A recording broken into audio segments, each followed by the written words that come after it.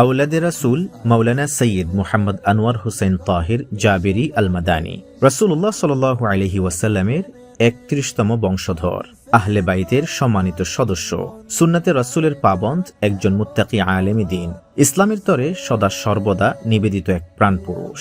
জন্ম ১৯৫৬ খ্রিস্টাব্দের ১ মার্চ সোমবারে সুবহে সাদিকের সময় নিজ পিত্রালয়ে লক্ষ্মীপুর জেলার রায়পুর উপজেলার চর আবাবিল গ্রামে। পিতা মসজিদে নববীর সম্মানিত আলেম আওলাদে রাসূল সৈয়দ তাহির আহমদ জাবেরি আল মাদানী। মাতা মহিয়সী নারী হালিমা মেহের আলী মুন্সি। হায়দরগঞ্জ তাহেরিয়া RM কামেল মাদ্রাসায় সৈয়দ সাহেবের পড়াশোনার হাতেখড়ি। প্রত্যেক শ্রেণীতে কৃতিত্বের সাথে স্বাক্ষর রেখে দাখিল, আলিম ও ফাজিল পরীক্ষায় উত্তীর্ণ হন তিনি। ১৯৭৩ খ্রিস্টাব্দে মাদ্রাসায়ে আলিয়া ঢাকা থেকে কামিল পরীক্ষায় হাদিস বিষয়ে প্রথম শ্রেণী অর্জন করেন। ইমাম মুহাম্মদ বিন সাউদ ইসলামিক ইউনিভার্সিটি রিয়াদ থেকে ১৯৮৮ খ্রিস্টাব্দে ইসলামী আইন বিষয়ে BA অনার্স ডিগ্রি নেন তিনি।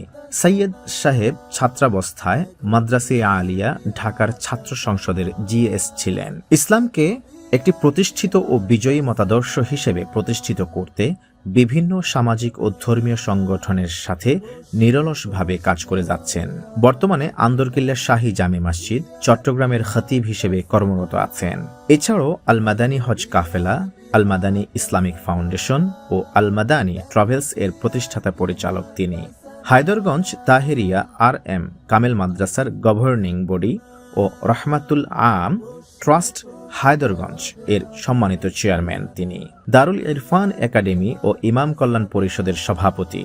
সৌদি আরবের বাইতুস শেখ অ্যাসোসিয়েশনের সম্মানিত সদস্য। দিন প্রচারের লক্ষ্যে তুরস্ক, মিশর, সৌদি আরব, আরব আমিরাত, রাশিয়া, আমেরিকা, ইংল্যান্ড ও ইউরোপের বিভিন্ন স্থান সফর করেছেন তিনি। প্রত্যেক জুমুআবার অত্যন্ত গুরুত্বপূর্ণ ও দিক নির্দেশনাপূর্ণ খুতবা প্রদান করেন।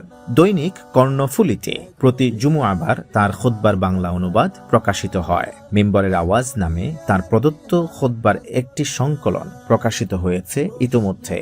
মাওলানা সৈয়দ তাহির জাবেরি আল মাদানী একজন অনলবর্ষী ও আপোষহীন বক্তা। তার বক্তব্যে রয়েছে স্পষ্টতা ও প্রাঞ্জলতা। পারিবারিক জীবনে 4 ছেলে ও 1 মেয়ের জনক তিনি। ইলমে হাদিসের মহান এই সাধক ও খাদেমের দীর্ঘায়ু কামনা করি। আমিন।